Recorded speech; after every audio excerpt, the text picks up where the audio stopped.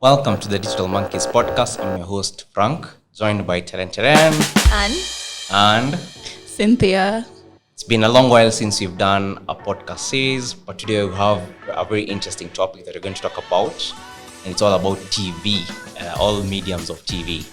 So within the mediums of TV, we have linear TV, DSTV, GTV. We're making those up as we go, but we're going to look at today at CTV, OTT, and linear TV, just to get an understanding where our audiences are watching or consuming content, and just to get an understanding of whether we should put some advertising dollars to those mediums in the first place.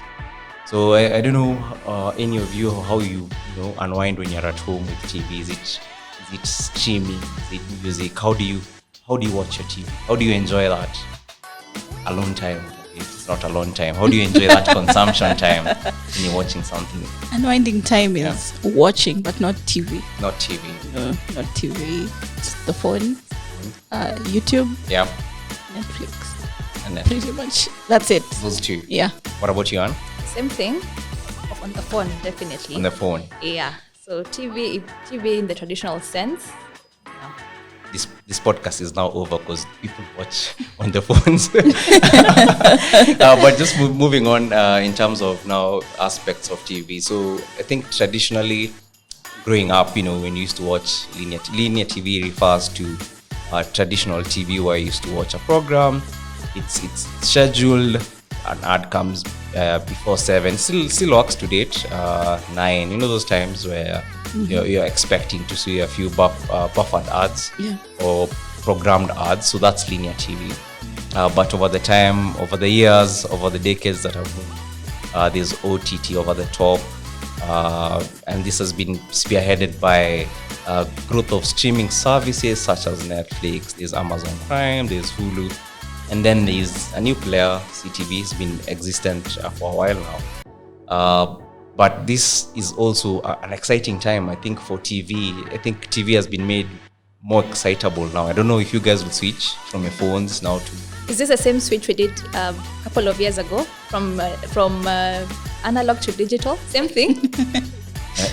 It's simplified maybe to some degree. Could be. I don't think if it will change my perspective to make me go back to TV. Yeah. Because I feel it's just going to be TV.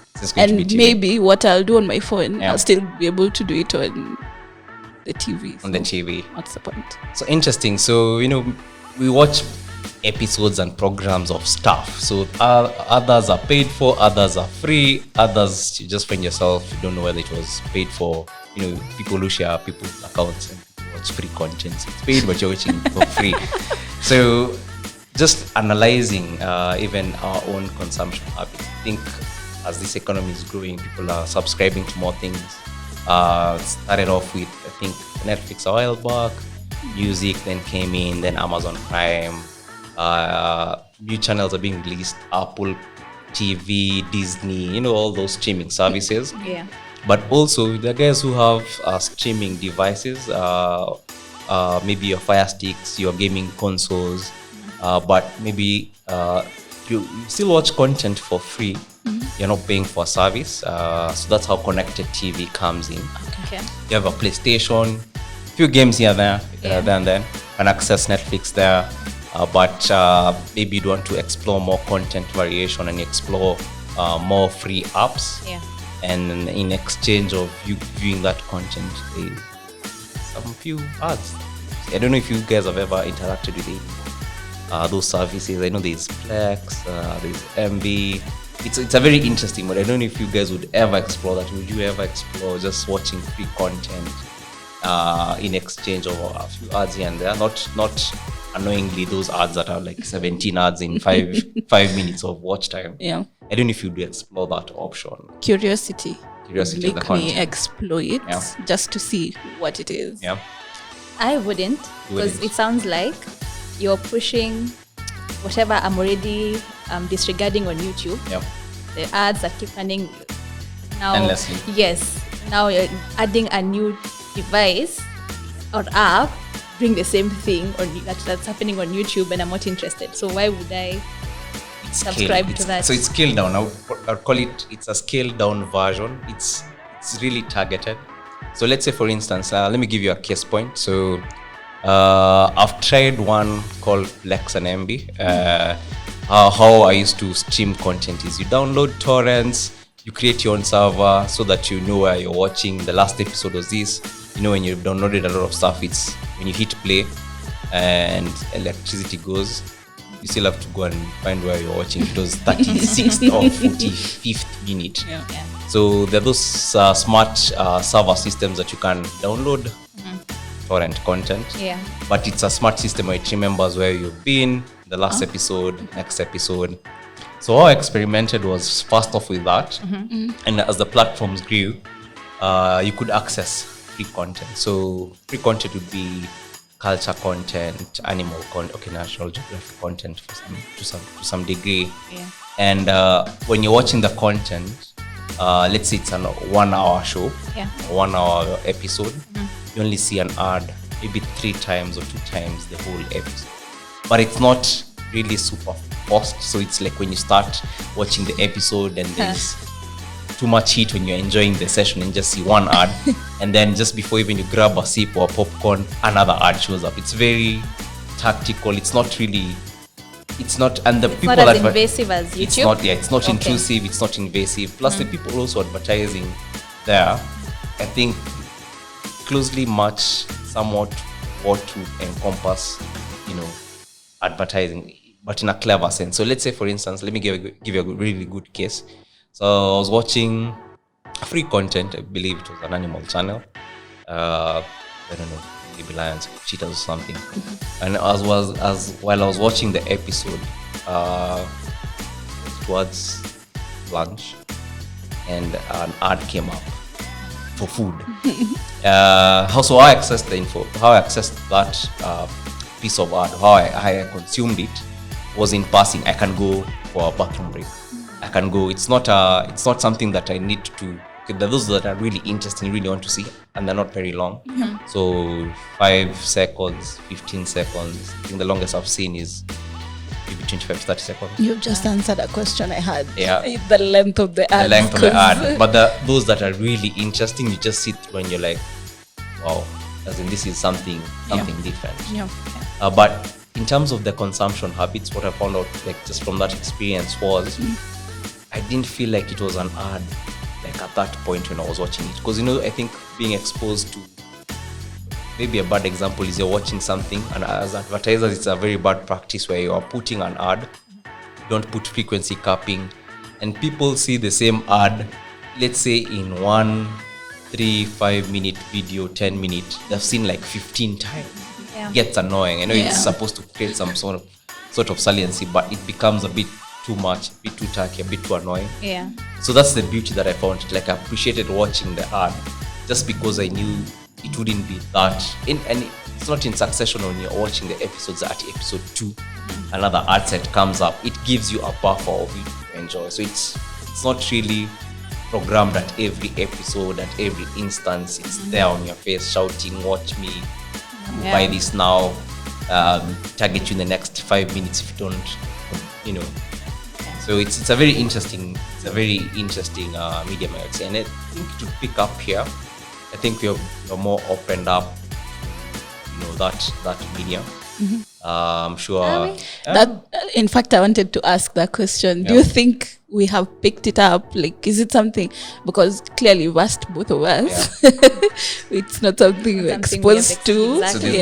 So there's a growing community. Let's start from there. There's a growing community. So let's start with the devices themselves. So there's consoles, gaming consoles. So you go on. Your Xbox and your PS and your, Nintendos. So people start there. You start gaming, and over time you're like, tired of watching Netflix content. If you want to experiment, install an app here. You see, install this app, blah blah blah. Get free content. So there's already an existing growing community. So there's gamers. There are those people who bought your Roku's and your Fire TV. So those are already woke guys. They want to stream. Are you trying to say we're not woke? I'm not saying it's not woke. That's why he's taking us. But guys essentially who want to cut the cord. Okay. I believe at some point YouTube is bringing YouTube Premium where you can pay for YouTube but not get the ad service, and you can watch movies. Yeah. I hope at some point they'll open up in this market. That would be really interesting to see. Right. Isn't that saying then, if YouTube has seen the need to have a premium side without ads, is that not telling of what the market is looking for? Are we not moving backwards now with the CTV? I don't think we're moving backwards per se. Just if you look at it from a YouTube point of view, maybe it's bad precedence giving an example of that, because YouTube in the basic, if you don't have an ad blocker, you watch 1,000 ads. 1,000. You'll see a few ads on video that you're watching. Yeah. So if I delve back into your question and look at how these devices and these applications that give you that free content, the whole premise is it's just an exchange, a value exchange. You're going to get free content, but in exchange for maybe one ad in maybe 3 episodes. Or it's not really forced down on you to watch. Right. And I think that's where viewability rates of those ads would be quite high. Okay. I think younger demographies would appreciate, because when I say guys are woke, people have been used to advertising. Yeah. You can tell by the time you wake up and switch on your smart TV or your phone, watch YouTube, like you already know you look at some ads. Yeah. So how do we cleverly integrate it without forcing and choking down those that you need to see more than 10,000 ads in one? Okay. Yeah. So that's a fair point of trying to. All right. Okay. Yeah. So let's switch from phone to Wow. Okay. I had a question. Yeah. So now this CTV, I feel like, is it not almost close to linear? You've called it linear TV. Is it not almost It is the same? Or is it now that... Okay, I wouldn't say it's close, because linear is like you have to watch. Remember back in the day, in the newspaper, you have to with a biro just cross. This program is coming between 8 and 9. Yeah. And if you ukihata ule wako, that's done. Yeah. Like what can you say is the differentiator of the two? Because I feel like you're still getting the free content. Yes. Even linear TV is free, definitely. But at now, your own terms. Okay. You can stream at your own terms. Now that's where the difference Big comes difference, in. yeah. Okay. Because manze linear TV, I would go there. I want to watch this. That's why they review. And with the ads, the linear TV ads were quite, for lack of a better word, boring. Yeah. I feel like anything could pass based on budget. Yeah. You could pay for it, then pass. Yeah. So what I'd be keen to see is the CTV ads.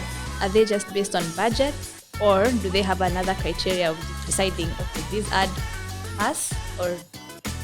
So there's been clever execution of ads based on what you consume.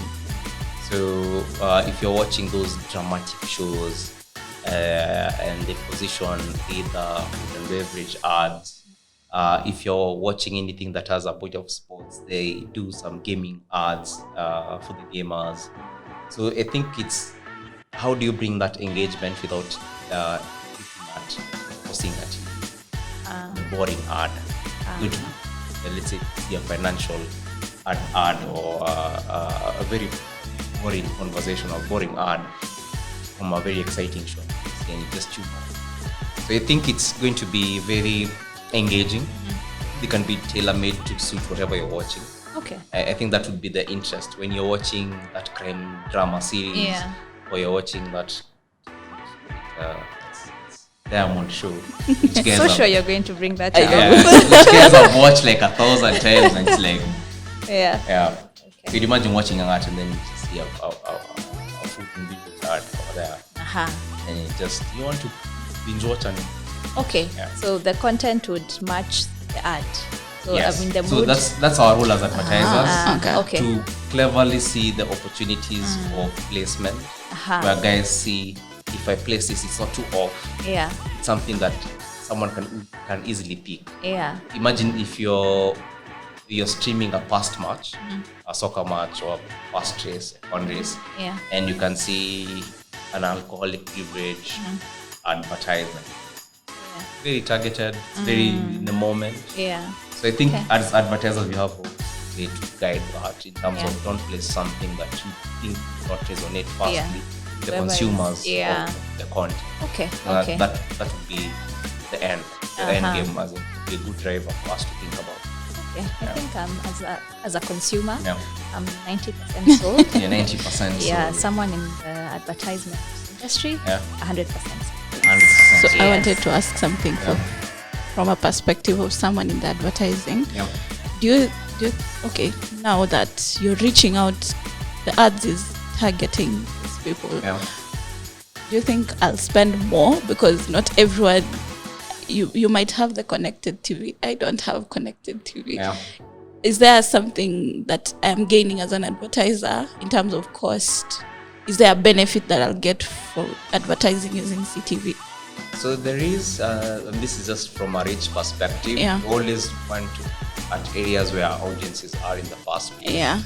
So you could have an OTT and a CTV. So you're watching Netflix, but at some point maybe you want to get something. So it doesn't alienate. I think as an advertiser, what it does, it just gives you the reachability of the audience. Because you are multi-devices, you're multi-watching too many apps and too many platforms and too many. So it becomes an area of reach. Because at the same time, you could be watching a Netflix, TV, but at the same time, you could be catching up to what's going on. You're not watching it live, but the updates. So it just brings that element of reach.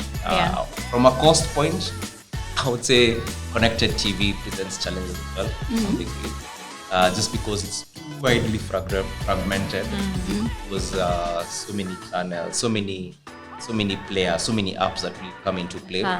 As advertisers, I think we need to lock partners who have already existing platforms of a wider net than a closed net. So let me give you an example.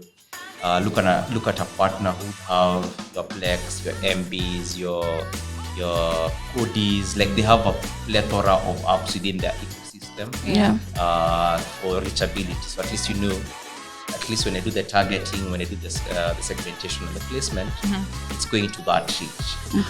Challenge would be you're getting a partner who doesn't have that kind of reach. In the apps partner. I think I got it. So are we moving? Do you see ourselves? The platform's already doing that. Skimmy just launched their CTV opportunity. People also who have been there in that space. I don't know if you foresee us experimenting with clients just to push that envelope. I know we always looked at, there are very many mediums, very many placement opportunities, digital, traditional advertising. But the element when you're positioning those placements, those opportunities, people ask, where's my ROI? And I don't know how. I always say you can never know till you experiment. It's a new thing that you can try out, and always the brands that you jump in on fast gets the benefit of testing and learning, and if it's a win, they win. Properly. To switch it up quickly. I think it's something I'd be interested to explore, just to see how it works, how I'm going to see a difference, because digital in general changes every day. You sleep, wake up, something else comes up. So this is something new because it's already something we are not exposed to. So it's something I'm really interested to try and see in the advertising. How is it going to change? What difference am I going to notice when I use it compared to what I'm using currently? So something I think the measures will be quite critical. So there is the impressions, the reach, the viewability rate. The beauty about it is always has that sound on. You can't skip it. So it's you'll consume it by default. But it's not like it's invasive to your face, like every 5 seconds. An ad. Is an ad. Okay. So and then also as advertisers, if we cleverly do correct placements with their audiences in terms of what they consume, and are they just selling us that idea of this is not what you're used to in YouTube, and then once it picks 5 years from today, it's the new YouTube? But you see, with the I would say get burnout as even the platform owners. I believe at some point when you see those ads, some markets, those platforms have rolled, guys pay for this premium offering so that you just cut off the ads. But if I look at it contextually, it's whatever medium you're moving, it's just cutting the cord. Linear TV, it's just cutting that cord. This DSTV, for instance, I don't know how many people have those, I think sports, but just look at even sports channels nowadays. They have their own apps where you can subscribe and watch the thing. I believe like Sky Sports, you can subscribe to the app and get access to soccer, Formula One, cricket. So you'd imagine what would be the value for that consumer if you think as a platform owner, what would be that thing that you'd give them? So yes, Steve, I don't know if they've managed to separate the app from the dish.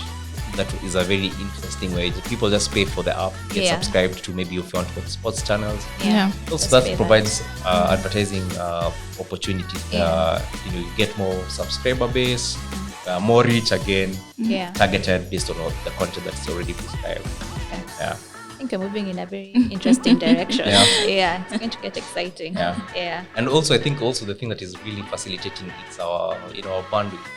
Access to internet has really penetrated in Kenya. So you're watching content on Netflix in HD, and maybe over time into 4K, and so I think that accessibility also moves the focus. It breaks the barriers in terms of the possibilities that can be done in terms of just getting the audience's attention and where they are at the point in time. I don't know if you guys will switch or will try. I don't know.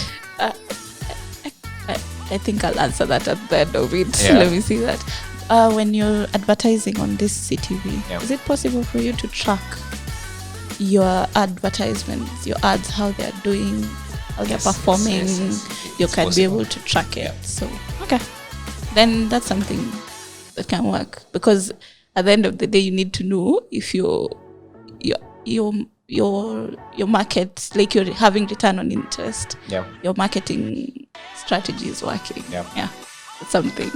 So it has trackable parameters of the things, like just like TV. Track how many people watched an episode. They logged out this time, between this time, so you can actually track.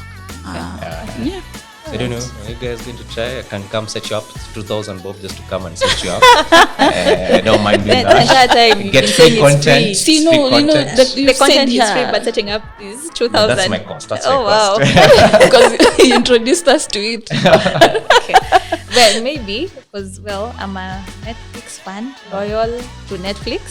So unfortunately, Netflix, if you're listening, maybe you can give us some sponsorship. So on the 20th, when they cut me off, I don't have money to. I can try and see. Yes, I can try for 10 days before the end month. For just 10 days every month. I'm not getting any setup fee. No. What about you, Cynthia? I won't pay you. Let's start there. All right, that's it from us in an exciting episode. We'll see you next time. Have a solid day. Bye.